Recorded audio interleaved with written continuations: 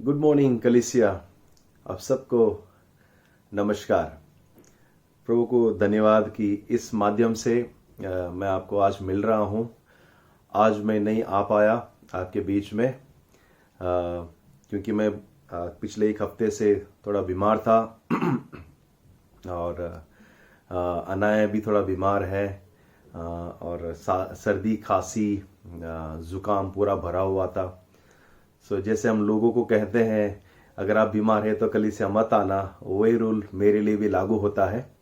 और मैं नहीं चाहता था अगर कहीं ये वायरल वगैरह रहेगा किसी और को भी मेरे वजह से तकलीफ हो। इस माध्यम से मैं आज का वचन आपके साथ बांटूंगा। विश्वास करता हूँ आप सब लोग ठीक है, भले चंगे हैं प्रभु के अनुग्रह में। ज़्यादा वक्त न लेते हुए आइए हम आज के वचन की ओर चले। आप हमारे लिए भी प्रार्थना करते रहना कि हम जल्द से जल्द परिपूर्ण तरह से ठीक हो जाए। God bless you, thank you आपके प्रार्थना के लिए। ओके, आओ हम आज का वचन पढ़े। हम आज का वचन हम देखें किस तरह से पवित्र आत्मा के विषय में हम देख रहे हैं और देखे महीना जैसा अंत करेंगे हम इसी टॉपिक के ऊपर, पवित्र आत्मा। प्रार्थना करने से पहले एक सवाल आपसे, किसकी आवाज आप सुनते हो? आपके कानों में दिन भर जीवन में आप बहुत सारे आवाज आएंगे। परमेश्वर का पवित्र आत्मा का आवाज आएगा, शैतान भी बातें करता है हमसे, और हमारा अंदरूनी आत्मा हमारा विवेक भी हमसे बातें करता है। बहुत सारे आवाज आते हैं, हमें सुनाई देता है। तो जिसकी आवाज हम सुनते हैं उसी के द्वारा अगुवे हम किए जाते हैं। परमेश्वर चाहता है कि हम पवित्र आत्मा के द्वारा अगुवे किए जाए, पवित्र आत्मा हमारी अगवा करे। आज मेरा ऑफकोर्स पवित्र आत्मा के ऊपर हम देखेंगे आज का वचन। खास करके आज का टॉपिक है पवित्र आत्मा द्वारा अगुवाई, lead by the Holi spirit. आओ हम आगे बढ़े। पिता परमेश्वर, इस सुबह धन्यवाद कि आप हमारे बीच में हैं, आप हमारी अगुवाई कर रहे हो अभी भी। और प्रभु इस समय जो वचन का है प्रभु आपके हाथ में हम देते हैं और मांगते हैं प्रभु मुझे भी और जो सुनने वाले हैं इस वीडियो के माध्यम से, ब्रॉडकास्ट के माध्यम से, हम सबको आशीष कर और हम सब इस वचन पर ध्यान देकर पिता सुने और सीखे और जो पवित्र आत्मा हमसे बातें कर रहा है और आपकी पवित्र आत्मा के द्वारा हमारा जीवन अगुवाई हो, यीशु मसीह के नाम से आमीन। जैसे मैंने सवाल पूछा था, आप किसकी आवाज सुनते हो? परमेश्वर चाहता है कि हम उसकी आवाज सुने, क्योंकि हम सिर्फ शरीर में नहीं है, हम आत्मिक लोग भी है। हम सिर्फ एक फिजिकल ह्यूमन बीइंग नहीं है, हम स्पिरिचुअल बीइंग भी है, हम आत्मिक लोग भी है, हम स्वर्गीय लोग हैं जो स्वर्ग के क्या कहते हैं, नागरिक है हम। हम आत्मिक लोग हैं जो इस शरीर में रहते हैं। यूहन्ना 3:6 कहता है, जो शरीर से जन्मा है वह शरीर है और जो आत्मा से जन्मा है वह आत्मा है। तो परमेश्वर का वचन कहता है कुरिन्थियर में कि जिस किसी ने यीशु पर विश्वास किया उसका पुनर्जीवन हो चुका है, वो नया जीवन प्राप्त कर चुका है, वो फिर से बॉर्न अगेन, न्यू जन्म ले चुका है, पुराना सब कुछ मिट गया है। तो परमेश्वर हमें जब आत्मा देता है, हम नए जन्मे हैं, हम आत्मा से जन्मे हुए हैं। हाँ, हम शरीर में हैं लेकिन हम आत्मिक, हमारा नया जन्म हो चुका है। आत्मा हिब्रू शब्द मैं देख रहा था, आत्मा उसको रूह कहते हैं, रूह इब्रानी में रूह कहते हैं, उर्दू में रूह कहते हैं। ये रूह वही शब्द है जो हवा है, वही शब्द जो हवा के लिए इस्तेमाल किया जाता है, रूह। ओके, या जो सांस, वो शब्द सिमिलर शब्द है। रूह यानी कि हवा ऐसी ताकत जो दिखती नहीं है, हवा दिखता नहीं है, परमेश्वर का आत्मा दिखता नहीं है, ऐसी ताकत जिसमें सामर्थ है। ओके, और वचन कहता है कि आदि में जब परमेश्वर ने पूरे ब्रह्मांड की रचना की तो सब कुछ जो था भूंडोल था, उत्पत्ति के अध्याय 1 और 2 कहता है, पृथ्वी भूंडोल और सुनसान पड़ी थी और गहरे जल के ऊपर अंधियारा था तथा परमेश्वर का आत्मा जल के ऊपर मंडराता था। ओके, बूंदौल थी, शेपलेस थी, जीवन नहीं था, अंधियारा छाया हुआ था पूरे ब्रह्मांड के ऊपर, जीवन नहीं था, कोई जीवन नहीं, कोई उजाला नहीं, कोई शेप नहीं, कोई आकार नहीं, सब कुछ शेपलेस था। और वचन कहता है परमेश्वर का आत्मा सुनसान जगह पर, भूंडौलती जगह, उस जगह पर मंडरा रहा था। ये उस शब्द के समान है जैसे हवा मंडरा रहा है। और हम देखते हैं हवा जो सिमिलर शब्द है, ओके, दिखता नहीं है लेकिन बहुत ही सामर्थ्यशाली। हवा लहरों को उछाल देती है और एक तूफान ला सकती है। हवा जब जोर से आती है तो पूरे बादलों को हटा देती है और बादलों को अपनी जगह से हिला देती है। हवा जब आती है तो पेड़ों को उखाड़ फेंकती है, पेड़ों को हिला देती है। यही वह रूह है, रूह है हवा। ये हवा जो हम सांस लेते हैं। पिछले हफ्ते मुझे सांस लेना बहुत ही तकलीफ हो गया क्योंकि मेरे सब नाक सब बंद हो गए थे ठंडी के वजह से, और कितनी मुश्किल रहा मेरे लिए हवा आने से, अंदर सांस लेने के लिए। और आपको पता है ये हवा हमें जीवन देता है। जब हम सांस लेते हैं, ओके, हमें जीवन मिलता है, हमें जीवन मिलता है, हमें ताकत मिलता है। एक व्यक्ति जब दौड़ता है वो सांस जोरों से लेता है, उसे ताकत मिलती है। एक व्यक्ति जब जिम जाता है, सांस लेके वजन उठाता है, उसे ताकत मिलती है। आपको पता है ऑक्सीजन जो हवा है जब इंजन में जाता है तभी इंजन चालू हो पाता है। एक तरीके से हवा ऑक्सीजन अंदर लेती है इंजन और वो चालू होता है, क्योंकि आग जलने के लिए भी ऑक्सीजन की जरूरत है, हवा की जरूरत है। प्यारे लोगों, ये वही रूह है जो आत्मा जो मंडरा रहा था बूंदौल उस सृष्टि के ऊपर। मैं आपको याद दिलाना चाहता हूं, थोड़ी देर के लिए आप उस बात को वहां याद रखना। मैं आपको दूसरी जगह पर ले जाऊंगा। परमेश्वर का आत्मा जीवन देता है, लेकिन बात यह है कि हम पापी थे, हम परमेश्वर से दूर हो गए थे, हम मरे हुए के समान थे, हम परमेश्वर से क्या कहते हैं, हम करप्ट हो चुके थे, हम लोग पापी बन गए थे, ओके, और हम एक मौत और विनाश की ओर जा रहे थे। लेकिन परमेश्वर का आत्मा आता है, परमेश्वर का आत्मा आकर हमें जीवन दिया है। आपको पता है उस जेनेसिस उत्पत्ति के समान आज भी ये जो संसार है वो मरा हुआ सा है, क्योंकि परमेश्वर से दूर होना मरे हुए के समान ही है। परमेश्वर से दूर होना, पाप में होना एक अंधियारा ही है, और कोई आकार नहीं, कोई उद्देश्य नहीं लोगों का, कोई जीवन नहीं, सब नष्टता की ओर जा रहे हैं। और आज भी वो जीवन देने वाला रूह आज पूरे संसार के ऊपर वो मंडरा रहा है, और जिसे वो मिलता है, जिसे वो स्वीकार करता है, वो जीवन प्राप्त करता है। आज आप और हमने उस रूह को आज हमने स्वीकार किया है और जीवन प्राप्त किए हैं, नहीं तो उससे पहले हम आत्मा में मरे हुए थे। उसी तरह आज पूरे संसार में परमेश्वर का आत्मा मंडरा रहा है, और जो कोई उस पर विश्वास करता है, जो कोई उसे स्वीकार करता है, वो उसे जीवन देता है। आपको पता है जब पतरस उठ खड़ा हुआ 12 चेलों के साथ में खड़े होकर इसने वो एक बात कहा कि हे लोगों, तुम लोगों ने यीशु मसीह को मार डाला, लेकिन परमेश्वर का आत्मा ने उसे तीसरे दिन जीवित कर दिया। हालेलुया।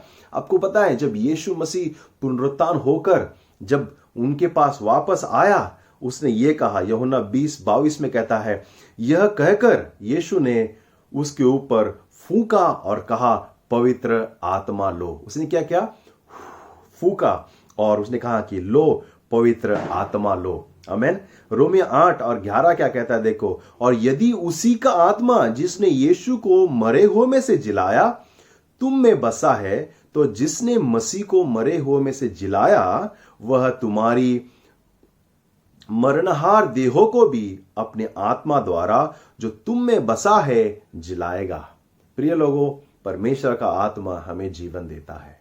रोमियो 8:11 यह वचन हमें कहता है कि ये वही पवित्र आत्मा जो यीशु मसीह को जिलाया है, वही पवित्र आत्मा जिसे तीसरे दिन यीशु मसीह को जिलाया उस शरीर में, परमेश्वर का वचन कहता है वही पवित्र आत्मा जो हम में है हमें भी जिलाया है और हमें हमारे अंदर वो बसा हुआ है, जीवन हमारे अंदर बसा हुआ है।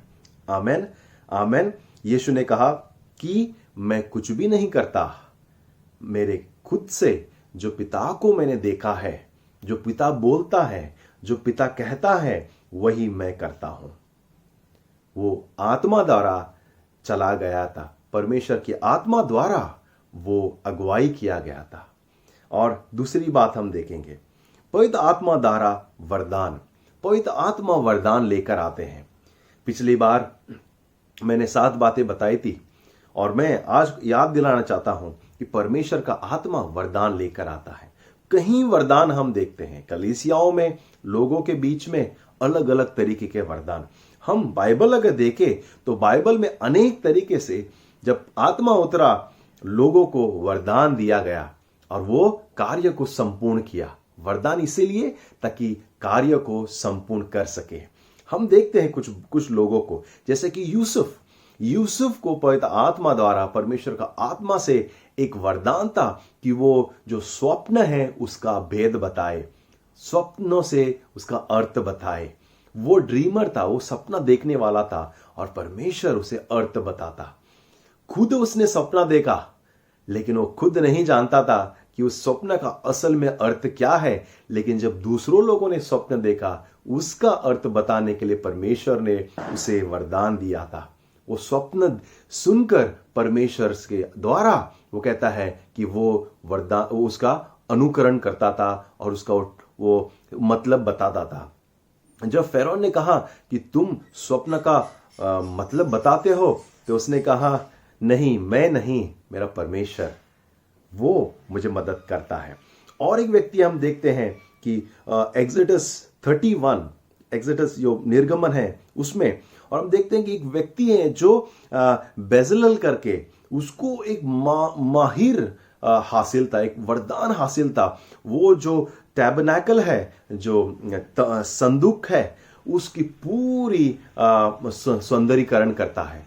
वो काविंग में, लकड़ियों के अवशेष बनाने में, खूबसूरत जगह तैयार करने में, जो टैबरनेकल था, जो आग था, जो परमेश्वर के वेदी था, वाचा का संदूक था, उसको उसने खूबसूरत से तैयार किया। परमेश्वर ने उसे वरदान दिया कि वो इस काम को अंजाम दे सके। परमेश्वर का आत्मा आता है वरदान लेकर, ऐसा वरदान जो हम में खूबियां लाता है लेकिन परमेश्वर को महिमा लाता है, ऐसा वरदान। और हम देखते हैं जब परमेश्वर का आत्मा पुराने करार में उतरा तो भविष्यवाणियों का भी वरदान लेकर आया। वो भविष्यवाणियां लोग बोलने लगे।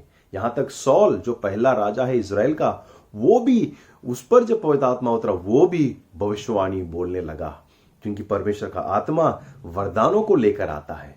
आप देखें आपके ऊपर क्या वरदान परमेश्वर ने दिया है। ऐसे वरदान जो सिर्फ खुद की महिमा के लिए नहीं लेकिन परमेश्वर की महिमा के लिए, परमेश्वर के राज्य के लिए हम इस्तेमाल किया जाए। और आखिरी बात मैं बोल के यहां समाप्त करता हूं। परमेश्वर का आत्मा हमें परमेश्वर की योजना में प्रवेश कराता है। Hallelujah, hallelujah. कितना अच्छी बात है। परमेश्वर का आत्मा हमें मदद करता है कि हम परमेश्वर की योजना में प्रवेश करें।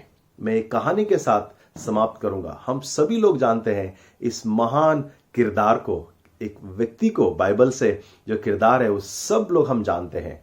हाँ, मैं दाऊद के बारे में बोल रहा हूं। दाऊद का एक छोटा सा अंश मैं आपके साथ साझा करता हूं। वो कहानी जब वो गुलायत को मारता है, जब वो छावनी में आता है जहां उसके भाई जो है लड़ाई में भाग लेते हैं। वो सोल्जर है, ओके, और इजराइल की सेना में भर्ती है। वहां वो आता है उनको खाना वगैरह लेकर कि उनकी हाल चाल देखकर उनको खाना देकर वापस जाए।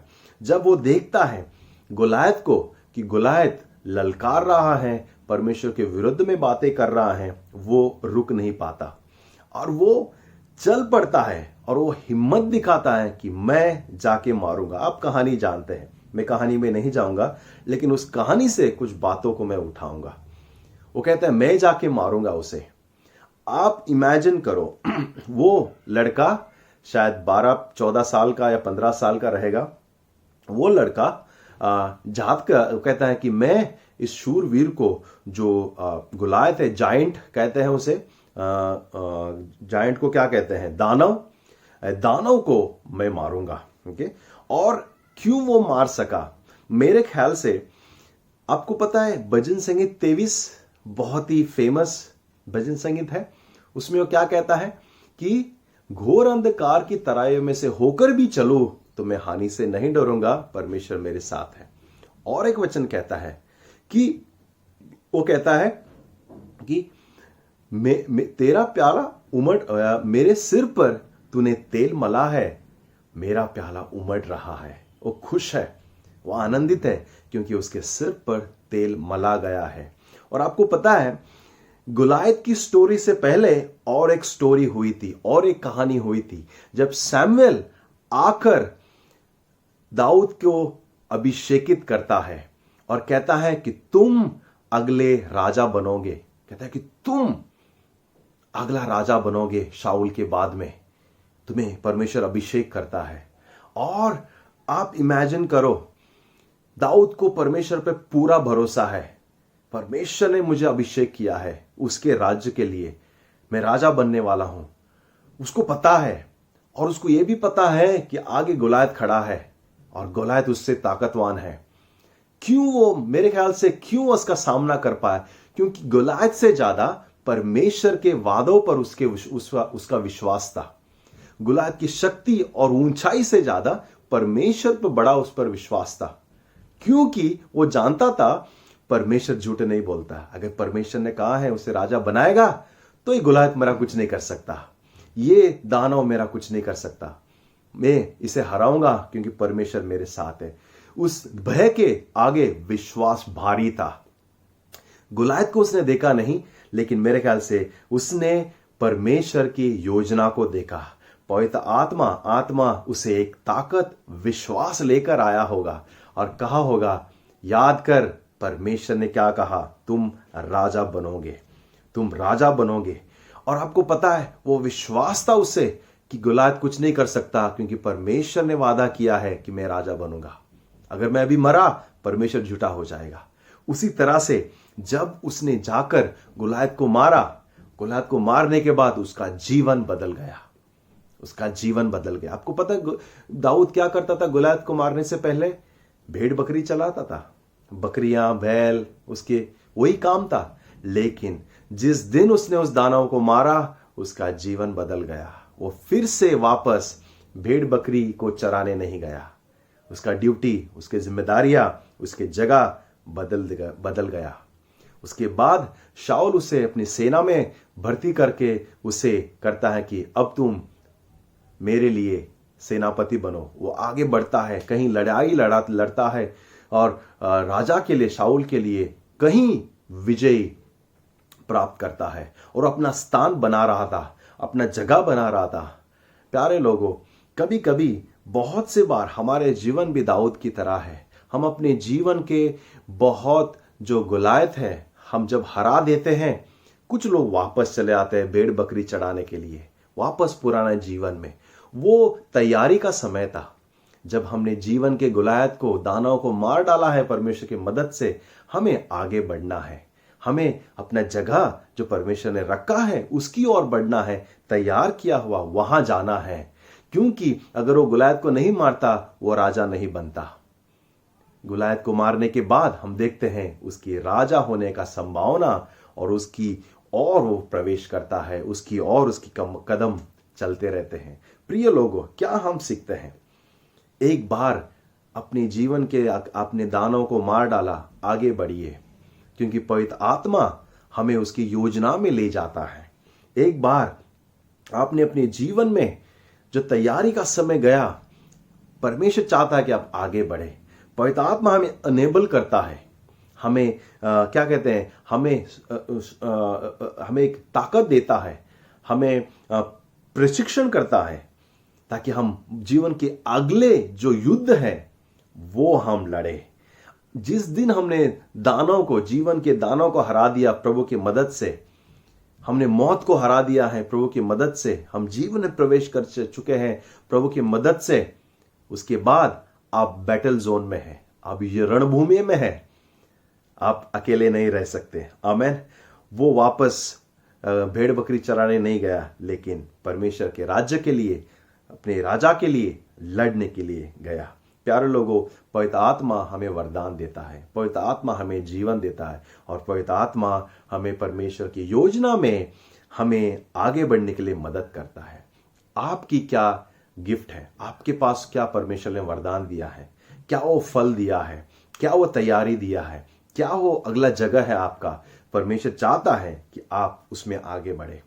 पवित्र आत्मा हमें मदद करता है, हम अकेले नहीं हैं, पवित्र आत्मा हमारे साथ है। मैं आपको प्रोत्साहन करना चाहता हूं, मैं चाहता हूं कि आप प्रोत्साहन हो जाए। इस अस्थायी टेम्पररी समस्या पर हमारा ध्यान न जाए। जो थोड़ी देर का डर का माहौल या कुछ और चीज हमारे जीवन में हमें शायद डिस्टर्ब करती है, उस पर हमारा ध्यान न केंद्रित करें, लेकिन परमेश्वर की योजनाओं पर हम ध्यान केंद्रित करें। मैं चाहता हूं खास करके जो पारिवारिक लोग हैं, जो जोड़े हैं, कपल्स, जो युद्ध हैं आप सुन रहे हैं, आप देखो अगला युद्ध के लिए जीवन का, ताकि आप जीत से जाए, क्योंकि परमेश्वर आपके साथ है। वापस मत जाना पुराने जीवन में, आपने ऑलरेडी आपके दानों को हरा दिया है प्रभु पर विश्वास करके। अभी एक टाइम है कि आप जीवन के जो जगह, place God has kept for you, go and occupied that. परमेश्वर ने जो जगह रखा है उसकी ओर बढ़ो, उस स्थान को प्राप्त करो, परमेश्वर को महिमा लाए। पवित्र आत्मा हमें मदद करता है कि हम परमेश्वर को महिमा लाए। आमेन। God bless you. प्रभु आप सबको आशीष करे। ओके, मैं प्रार्थना करके समाप्त करूंगा, फिर क्यों ना हम प्रभु भोज में चले, जैसे संतोष हमें प्रभु भोज की ओर ले जाएगा। ओके, आइए हम हृदय को तैयार करें। क्यों ना मैं छोटा सा प्रार्थना करके मैं समाप्त करूंगा, और फिर संतोष आगे अगुवाई करेगा। आमेन। आओ। यस। पिता परमेश्वर, धन्यवाद, धन्यवाद आप हमारे साथ हैं। धन्यवाद पवित्र आत्मा जिसने हमें जीवन दिया है, इस बूंदौल जीवन को, इस बूंदौल शरीर को जो अंधकार में था, कोई आकार, कोई उद्देश्य नहीं था, इस जीवन को आपने जीवन दिया है। जिस दिन से आप हमारे जीवन में आए हैं, आपने हमें नया बनाया है, नया जीवन दिया है। प्रभु धन्यवाद आपके वरदान के लिए, आपकी क्षमता के लिए जो आपने हमें दिया है।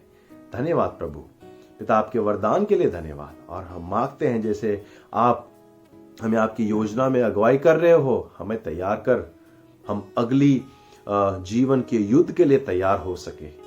अपने वरदानों के द्वारा, जीवन के द्वारा आपको हम महिमा ला सके। हम सबको आशीष कर, जो यहाँ बैठे हैं, सुन रहे हैं, हम सबको आशीष कर।